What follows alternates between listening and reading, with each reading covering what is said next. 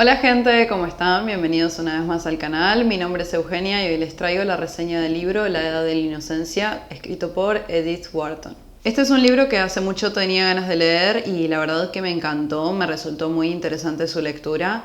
Es un libro que fue publicado en 1920 por la autora Edith Wharton, como ya dijimos, y ganó el premio Pulitzer en el año 1921. Les cuento un poco primero de la vida de la autora. La verdad que estuve investigando un poco así a la ligera después de haber leído el libro, a ver, digamos, cómo había sido su vida. Y la verdad es que me encontré con una sorpresa totalmente que me choqueó mucho porque Edith Wharton tuvo una vida recontra interesante, tuvo una vida muy diferente a la vida de las personas de esa época, digamos.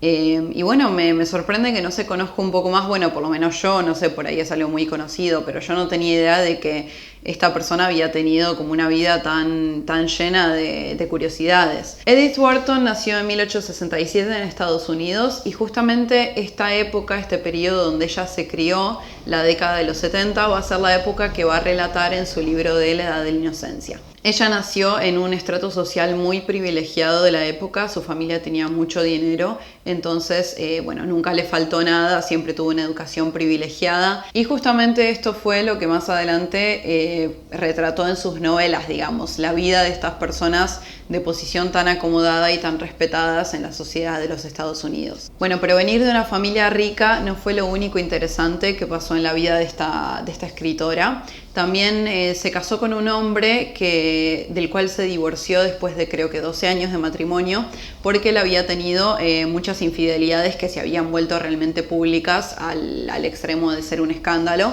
Entonces ella se divorció de él, lo cual una mujer que en 1913 se divorciaba ya denota una personalidad que se sale bastante de los esquemas de la época. Y no solo esto, sino que Edith Wharton fue una mujer bisexual y mantuvo amantes tanto hombres como mujeres, e incluso uno de sus amantes también era bisexual. Así que realmente hay mucha tela para cortar en la vida de esta mujer.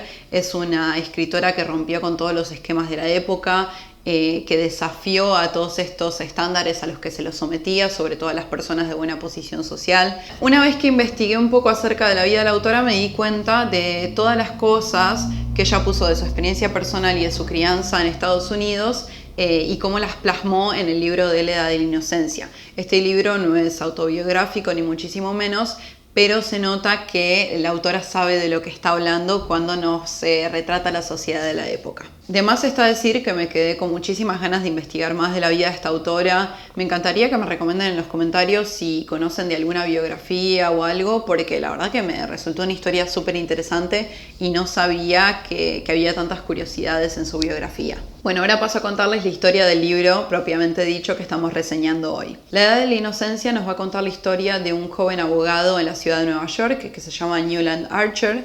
Él tiene una posición social muy buena, viene de una familia muy respetada y de uno de los estratos sociales más altos de la sociedad de la época. Y la historia comienza cuando él se compromete con una chica de otra familia también muy acomodada que se llama May Welland. Justamente cuando ellos están en proceso de comprometerse para casarse, llega de Europa una prima de May Welland que se llama la condesa Ellen Olenska. Esta condesa tenía un pasado medio turbulento, por lo cual no es tan respetada en la sociedad y su llegada es recibida con un poco de inquietud porque ella en este momento está separada de su marido y han habido rumores de que también ha tenido algún que otro amante. La llegada de la condesa Olenska lo que va a hacer es romper con todos los esquemas de Newland porque él hasta ese momento estaba como muy embebido en esta sociedad neoyorquina de la época, él seguía todas las reglas y los protocolos. Entonces, la llegada de una mujer que ha vivido en otra cultura, que ha tenido contacto con otras formas de vida, hace que él se replantee todo esto, toda esta forma en la que él estaba viviendo. A través de este triángulo amoroso, la autora cumple con su propósito, que es hacer una crítica muy dura y muy irónica a la sociedad de la época, a cómo se vivía, a todas estas convenciones sociales que estaban tan arraigadas y que no podían romperse. Si comenzamos a hablar de los personajes, el protagonista Newland Archer es un prototipo, digamos, del hombre acomodado de ese momento, que viene de una familia, como decíamos, muy respetada, que está en uno de los escalafones sociales más altos, Pero el problema es que una vez que Newland, con la ayuda de Ellen Olenska, se saca la venda de los ojos y empieza a ver la ridiculez de todas estas convenciones sociales y de la forma de vida tan estricta que llevan estas personas, no va a poder volver a ponerse esta venda en los ojos porque ya una vez que vio la inutilidad de todo esto, no va a poder volver a actuar como si nada estuviera pasando. Newland Archer es una víctima de la rigurosidad de la época y de todas estas convenciones sociales y la evolución que él va teniendo como personaje. Él sufre muchos cambios y su personalidad se va enriqueciendo, pero todos estos cambios que él tiene van en contra totalmente de las convenciones sociales y lo que era esperado de un hombre acomodado de la época, lo cual le va a causar bastantes conflictos a través de la novela. May Welland, que es la prometida de Newland Archer, también es un personaje que no tiene desperdicio realmente. Es un personaje que creo que está muy bien creado. Ella es el modelo perfecto de chica bien de la sociedad de la época, que viene de familia acomodada y nunca se sale de ese esquema en el que la han puesto. Desde muy chica ella ha sido entrenada para ser la esposa perfecta y poner a la institución de la familia, y la palabra familia acaba con mayúsculas realmente, poner a esta institución por encima de todo y ser, como decíamos, la esposa perfecta. May es un personaje que en ningún momento muestra sus sentimientos, en ningún momento se permite la debilidad de ser sincera, sino que ella lleva una máscara todo el tiempo de felicidad, de plenitud, de estar contenta con su vida, y en ningún momento expresa ninguna contrariedad o nada por el estilo. En un momento el personaje de Newland hace un comentario muy interesante, que es que él en un principio se había planteado que cuando May se convierta en su esposa, él iba a dar cierta libertad, ciertos conocimientos para que ella ampliara un poco sus horizontes. Pero después se da cuenta que May está tan encerrada en estos preceptos sociales, y él en algún momento dice algo así como: ¿cómo le voy a plantear la libertad a una persona que ni siquiera sabe que está enjaulada? Y esta observación creo que es totalmente acertada, porque en ningún momento sabemos si May realmente es consciente de que ella está llevando esta máscara o si ella realmente cree que es feliz y que todo está bien en su vida. Creo que lo más interesante del personaje de May es que en ningún momento llegamos a conocer sus sentimientos. De Newland ya sabemos lo que él cree y lo que siente, porque bueno, el narrador omnisciente se enfoca bastante en sus pensamientos.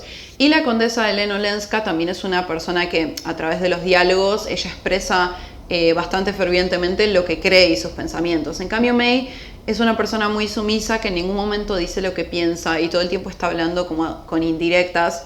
Entonces en ningún momento realmente podemos ver qué es lo que ella está sintiendo. El último de los personajes principales es el de la condesa Ellen Olenska. Ella es una persona que ha visto mucho mundo, que ha vivido en otra cultura, que ha tenido exposición a otras formas de vida diferentes, que no son por ahí tan rigurosas o tan estrictas como la sociedad de Nueva York. Yo creo que el personaje de Ellen representa la rebeldía a todo lo que va contra los esquemas de la sociedad de la época, pero también a medida que la novela avanza vamos viendo como tanto Newland como ella van rompiendo con estas convenciones sociales, pero también vemos como a ella la va afectando de forma bastante diferente por el simple hecho de ser mujer. En cambio, Newland, tomando las mismas acciones, por ahí tiene una respuesta de la sociedad que es bastante diferente y bastante más indulgente. Ellen es una mujer que, como decíamos, tiene una sensibilidad y un nivel de entendimiento de la sociedad bastante más profundo que el de otras mujeres de la misma época, y creo que esta sensibilidad se expresa mucho por su preferencia por el arte. Ella siempre dice que lo que extraña de su vida en Europa es el contacto con artistas, con actores, con pintores, con músicos, con artistas dramáticos. Entonces me parece que esa es la forma, la metáfora que la autora ha puesto para darnos a entender que ella tiene una sensibilidad un poco más superior que la de otras mujeres de la misma sociedad. Ahora pasemos a hablar un poco de los temas que trata la novela. Creo que es un libro que está lleno de metáforas y que con pocas palabras nos cuenta el vacío y la desesperación que sienten los personajes por estar tan asfixiados en esta sociedad que era tan estricta y tan rigurosa. También retrata de una forma muy minuciosa y exhaustiva la sociedad de la época, entonces a través de sus personajes vamos viendo cómo esta hipocresía y esta cuestión de aparentar todo el tiempo va asfixiando poco a poco a los personajes. Otro de los temas que trata la novela y que me pareció uno de los más interesantes fue cómo toda una familia podía caer en desgracia debido al comportamiento de uno de sus miembros. y sobre todo cómo esto podía afectar a la esposa, por ejemplo, de un hombre que de repente se hubiera comportado en forma totalmente contraria a los preceptos y mandatos de la época. Me pareció muy interesante cómo describía el hecho de que toda la familia podía ser alienada solo por el hecho de que uno de sus miembros hubiera cometido un acto deshonroso y cómo toda la familia podía caer en desgracia y en la miseria solo por eso. Bueno, en mi opinión este es un libro que la verdad no tiene desperdicio. Como les digo, puede funcionar hasta como novela histórica porque realmente sentimos que conocemos a Nueva York en 1870 leyendo esta novela. Yo le di 4 estrellas en Goodreads y la razón fue que, a pesar de que el libro me encantó, es una narración que tiene muchísimas descripciones de lugares, de personajes, de familias y tiene poco de narración y de acción. Entonces hay momentos en los que el ritmo puede decaer un poco y se puede hacer un poco densa la lectura a pesar de que es un libro corto. Esta novela tiene adaptación cinematográfica que fue filmada por Martin Scorsese en el año 1993. Bueno, cinematográficamente hablando, que obviamente yo no soy ninguna experta, esta película es muy única y muy ostentosa en todo lo que tiene que ver con vestuarios, con escenografías, con banda sonora y que creo que retrata perfectamente a las familias de esa época que eran así también, muy ostentosas y muy exageradas. Lo que sí no les recomiendo que lean la novela y después vean la película porque es una adaptación que está hecha muy al pie de la letra, o sea, los diálogos están tal cual y la historia está adaptada de una forma muy excelente porque es prácticamente idéntica a la novela. Entonces si leen el libro y después ven la película puede que se les haga un poco pesado porque es como que prácticamente no tiene ninguna diferencia. Y como les decía, es una historia que va avanzando un poco lento, entonces también la película de a momentos se hace un poco pesada. Eso ha sido todo por la reseña de hoy. Me encantaría que me dejen en los comentarios si ya leyeron el libro, si tienen ganas de leerlo, si vieron la película, si conocen algún otro dato curioso de la vida de la autora. Ya nos hablamos por los comentarios y nos vemos la próxima semana con un nuevo video.